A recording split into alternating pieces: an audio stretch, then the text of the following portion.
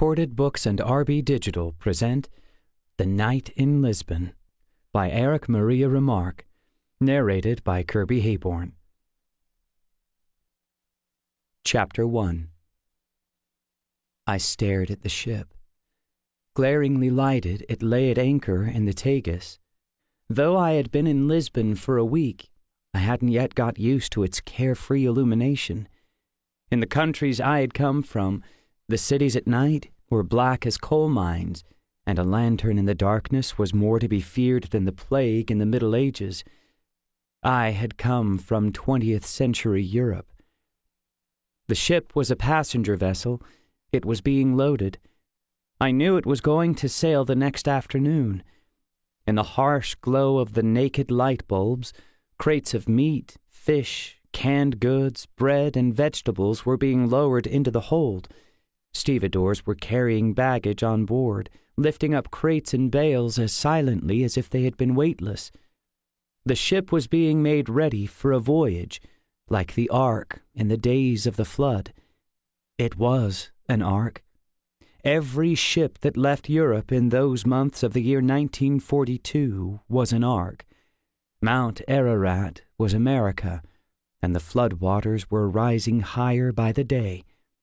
Long ago they had engulfed Germany and Austria. Now they stood deep in Poland and Prague. Amsterdam, Brussels, Copenhagen, Oslo, and Paris had gone under. The cities of Italy stank of seepage, and Spain, too, was no longer safe.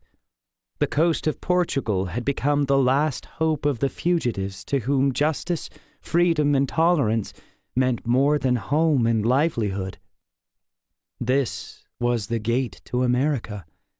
If you couldn't reach it, you were lost, condemned to bleed away in a jungle of consulates, police stations, and government offices, where visas were refused and work and residence permits unobtainable, a jungle of internment camps, bureaucratic red tape, loneliness, homesickness, and withering universal indifference.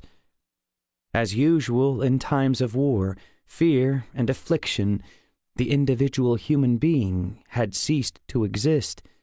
Only one thing counted: a valid passport. That afternoon I had gone to the Casino Estoril to gamble. I still owned a good suit, and they had let me in. It was a last desperate effort to blackmail fate.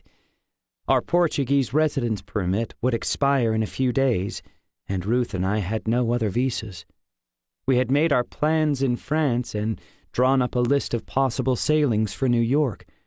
This ship, anchored in the Tagus, had been the last on our list. But it was sold out for months. We had no American visas, and we were more than $300 short of the fare. I had tried to raise the money at least, in the only way still possible for a foreigner in Lisbon, by gambling. An absurd idea, for even if I had won, it would have taken a miracle to get us aboard.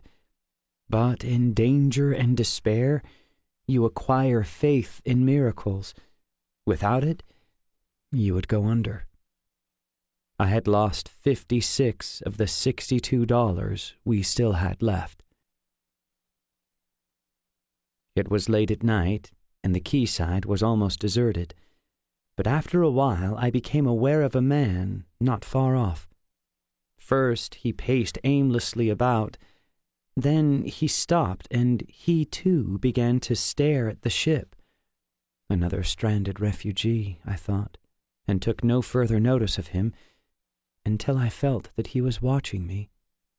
A refugee never loses his fear of the police, not even when he is asleep or when there is nothing to be afraid of. So I turned away with an affectation of bored indifference and started to leave the pier slowly, like a man who has no ground for fear. A moment later, I heard steps behind me. I kept on walking, but without... To keep listening to this audiobook, I've left you a link in the description so you can do it, at no cost thanks to Audible's 30-day free trial.